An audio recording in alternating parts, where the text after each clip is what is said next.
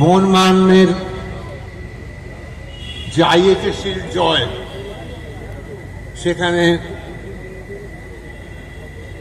অনেকে বলেন এটাও একটা কারণ যে বাঙালিরা হারিয়ে দিল সব ব্রিটিশ টিমকে। সেই জন্য ওরা দেখলো যে এখানে আর আমরা পারবো না, চলে গেল দিল্লি রাজধানীকে নিয়ে। কিন্তু মোহনবাগান আজ সারা বিশ্বের কাছে পরিচিত। গোপীনাথ ঘোষ মোহনবাগানের গোলকিপারও ছিল, হয়তো 2 বছর খেলেছে না? হ্যাঁ, আমাদেরই কন্টেম্পোরারি। যাই হোক,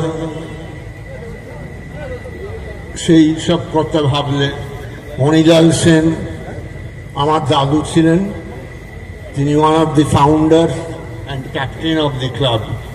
পরবর্তীকালে অ্যাডমিনিস্ট্রেশনেও ছিলেন।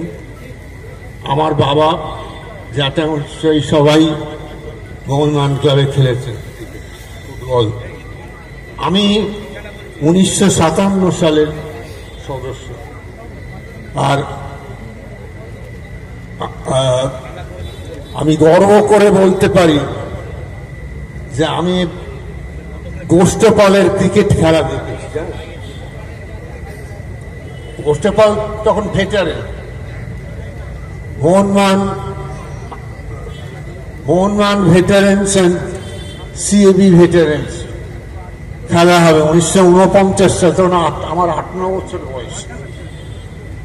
আমার বাবা সে বছর এই গোল্ডেন জুয়েলি পরিচালক ছিলেন।